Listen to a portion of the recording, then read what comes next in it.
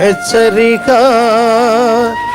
దైవజనుని హెచ్చరిక.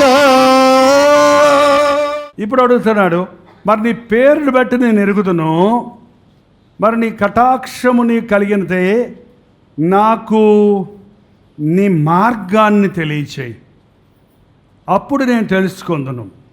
చితగించుము, ఈ జనము నీ ప్రజలే కదా. 14వ వచనం.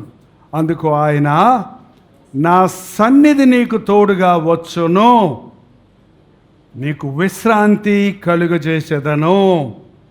నా సన్నిధి నీకు తోడుగా వచ్చును. ఆ సన్నిధి అన్నది మందిరంలో మనం ఉన్నప్పుడు మన మధ్యలో ఉన్నదా లేదా అన్నది మీరేమన్నా అనుభవిస్తున్నారా? చాలాసార్లు మందిరంలో కూడా దేవుని సన్నిధి లేనప్పుడు అక్కడ ఒకలాంటి డిస్టర్బ్ ఆత్మ ఉంటుంది. అక్కడ మనుషులకు ఏకాగ్రత ఉండదు, అక్కడ హృదయాలు తాకబడవు. చెవులకు బాగుండొచ్చు మ్యూజిక్, అది పాటలు కూడా, హృదయం కదలదు. హృదయం కదలకుండా నువ్వు నాతో రావాలయ్యా అని అరుచుకుంటూ పాడుకోవటం వల్ల ప్రయోజనమే లేదండి. అదొక ప్రార్థనగా, అదొక విన్నపముగా, అదొక విజ్ఞాపనగా, అదొక ఆలాపనగా పాడాలి మనం పాట పాడినప్పుడు. అనుభవం లేకుండా ఉరక యేసుతో టీవీగా పోదమా అని డబాలు కొట్టుకుంటే సరిపోదు. నిజంగానే పోతున్నానా, ప్రభుతో పోతున్నానా ముందుకి, ప్రభు ఉన్నాడా నా నడకలో, ప్రభు ఉన్నాడా నా ప్రయాణంలో, ప్రభు ఉన్నాడా నాకు తోడు అని పరిశీలించుకోవాలి. ఆయన సన్నిధి కంటి కనబడదు, గాలి కంటి కనబడుతుందండి? కనబడుతుందా? ఎలా తెలుసు మరి? గాలి వీసినప్పుడు ఎట్లా తెలుస్తుంది? గాలి వీస్తుంటే మళ్ళీ ఫ్యాన్ గాలి తిరుగుతుంటే తెలుస్తుంది. ఎట్లా తెలుస్తుంది? దాని యొక్క స్పర్శ తెలుస్తుంది, దాని యొక్క ఉనికి తెలుస్తుంది. అలాగే దేవుని సన్నిధి కంటితో చూడలేం, హృదయాన్ని తాకుతుంది. అది శరీరాన్ని కాదు నేను చెప్పేది. ఇక్కడి నుంచి కదిపెట్టుకుంటూ వస్తుంది. పైనుంచి లోపలికి వెళ్ళే సంతోషం లోకంలో ఉన్నది, లోపటి నుంచి బయటకు వచ్చేది దేవుడిచ్చే సంతోషం, దేవుడిచ్చే కదలిక. గుండెలు కదిలిగి దాని ప్రభావం కళ్ళల్లో కన్నీరు రావచ్చు, నీ ఒళ్ళు జలధరించవచ్చు, నీ హృదయం ఉప్పొంగొచ్చు, నీవు దానిని నీ హావభావాల్లో నువ్వు కనుగొనగలుగుతావు. అది దేవుని సన్నిధి.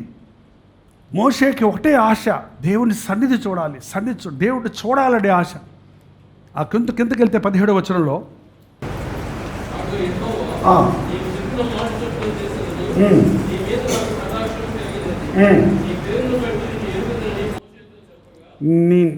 నేను ఎరుగుదనయ్యా, నీ మీద నీ కటాక్షం చూపిస్తాను, నీకు తోడై ఉంటానని చెప్పితే 18వ వచనం, నీ మహిమను. ఎప్పుడన్నా మనం ఇది ప్రార్థన చేస్తామా? నీ మహిమను నాకు చూపమనగా ఆయన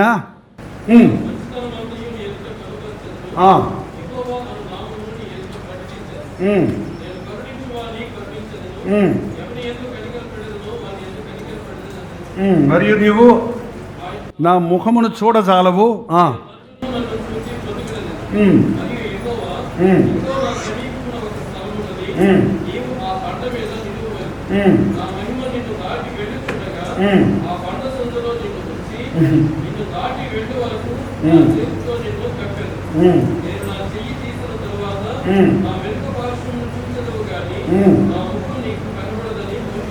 అబ్బా ఏం కోరికలు, ఏం తీర్చరాలు. నన్ను చూడలేవయ్యా. తేజోమేడుని ప్రభువును నరుడు చూడలేడండి. ఏ నరుడు దేవుని ముఖము చూడలేడు.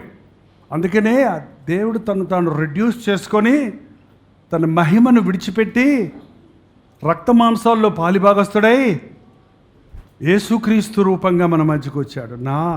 నన్ను చూచిన వారు నా తండ్రిని చూస్తున్నారు. ఆయన మనకు ఒక పారదర్శకంగా, అంటే ఆయన ఒక లెన్స్గా ఉన్నాడు. ఆయనలో తండ్రి అయిన దేవుణ్ణి చూడగలం. దేవుని యేసుక్రీస్తులో మనకు చూపించడం కొరకు ఈ లోకంలోనికి నరావతారుడిగా మనలాగా వచ్చి మన మధ్య నివసించాడు. మనం యేసుప్రభుని కూడా చూడలేదు. మనం చూసామా? ఆ టైంలో ఉన్నవాళ్ళు మాత్రమే చూశారు. మనం చూసామా? మరి చూడకపోతే ఎట్లా నమ్ముతున్నారు? నేను చూడలేదు కానీ నా దేవుడు నాకు ఉన్నాడని తెలుసు. కోర్స్ నేను మారు మనసు పొందిన రోజు సెలవులో వేలాడుతున్న ప్రభువును చూశాను. ఆయన ముఖం ఎలా ఉందని ఈ మధ్య నన్ను అడుగుతుంటే, అవును నాకు ప్రశ్న మార్క్ వచ్చింది. ఎలాగుంది ఆయన ముఖం?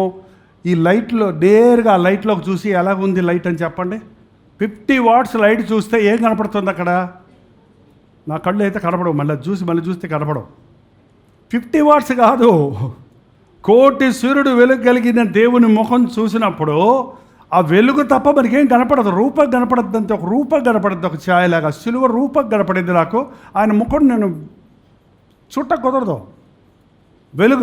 వెలుగులో నుంచి నేను సిలువ దర్శనాన్ని పొందాను. కల్వరి దర్శనం, కల్వరి ఇవన్నీ. అందుకే నా బ్రతుకును మార్చి నా బండగుండని బద్దలు కొట్టి నాకు నా జీవితానికి గమ్యం చూపించిన ప్రభు కొరకు నా జీవితాన్ని సమర్పించుకున్న 1971 సంవత్సరం ఫిబ్రవరి 15వ తారీఖు ఆ రోజు నుంచి ఈ రోజు వరకు ఆ దర్శనము, ఆ దేవుని సన్నిధిని నేను అనుభవిస్తున్నా. సన్నిధిని పోగొట్టుకుంటే కొన్ని సమయాలు, కొన్ని క్షణాలు, కొన్ని రోజులు కూడా లేవు నా జీవితంలో. కొన్ని గంటలు ఎప్పుడైనా దేవుని సన్నిధి పోగొట్టుకుంటే అది తిరిగి పొందే వరకు ఆయనతో గోజాడటం, ఆయన సన్నిధిలో ప్రార్థించటం,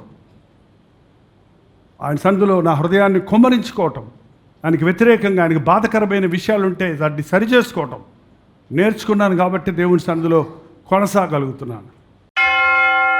ప్రార్థన. నీ చిత్తమే నా పట్ల సిద్ధించును గాక, నీ చిత్తమే నా పట్ల జరగనిమ్ము నాయన. నాయన నీవు హర్షించే కొద్ది నీ బలిష్టమైన హస్తము కింద నేను అడిగి ఉంటానయ్యా. నీ చిత్తములో, నీ సమయంలో నీవు హెచ్చిస్తావని, నీవే ఉద్దేశంతో మమ్మల్ని రక్షించుకున్నావో, ఏ ఉద్దేశంతో మాకు ఈ గొప్ప భాగ్యం ఇచ్చావో, ఆ ఉద్దేశాలు మేము రీచ్ అవునట్లుగా మేము నీకు అప్పగించుకుంటున్నామయ్యా. ఇక్కడున్న ఒక్కొక్కరి జీవితంలో తండ్రి నీ సన్నిధి దయచేయ్యా. ఆ గృహాలలో నీ సన్నిధి దయచేయని ఆయన. జగడాల ఆత్మలకు చోటు లేకుండా, స్వార్థానికి చోటు లేకుండా, కోపోద్రేకాలకు చోటు లేకుండా, భేదాభిప్రాయాలకు చోటు లేకుండా పరిశుద్ధాత్మ సన్నిధిని మాకు దయచేయని ఆయన. మా మందిరంలో నీ సన్నిధి దయచేయి, మా గృహములలో నీ సన్నిధి దయచేయి. మేము పోవు మార్గాలల్లా నీవు మాకు తోడుండు నాయన. నీ కృపాక్షేమములు మమ్మల్ని వెంటాడనేమో నాయన. మా బ్రతుకు దినములన్నీ నీ కృపాక్షేమములు మమ్మల్ని వెంటాడే విశ్వాస జీవితాలను మాకు దయచేయి.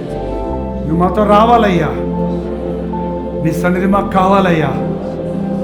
నీవు ఆజ్ఞాపిస్తే మా బ్రతుకులో దీవెన, నువ్వు మాతో ఉంటే మా జీవితాల్లో జయము. మా పోరాటాల్లో నీవు మాకు తోడుంటే యుద్ధం నీదే, మా సమస్యల్లో నువ్వు తోడుంటే మా పరిష్కారం నీవే, మా కొరతల్లో నీవు తోడుంటే మాకు సమృద్ధి నీవే.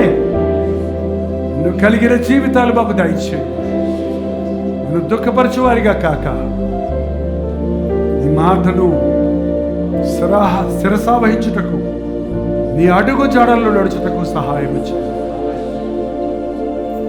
ఆత్మను మా హృదయాల్లో కుమ్మరించి మా బ్రతుకుల్ని నీ చిత్తానుసారంగా మలుచుకోవడమని క్రీస్తు నామములో అడుగుచున్నాను తండ్రి. ఆమేన్, ఆమేన్, ఆమేన్.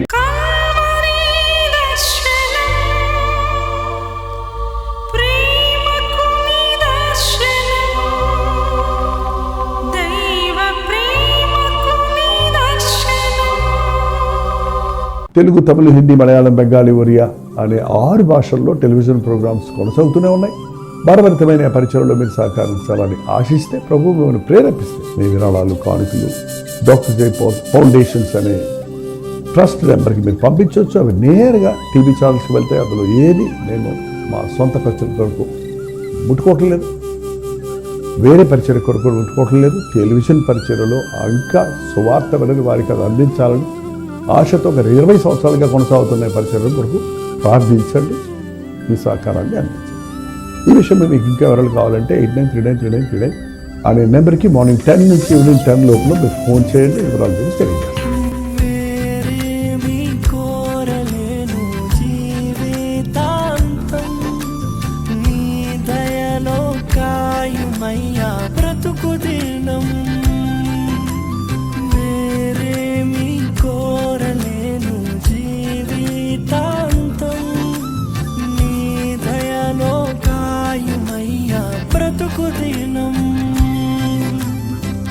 నీలాంటి దైవం ఎవరు విశ్వమున లేనే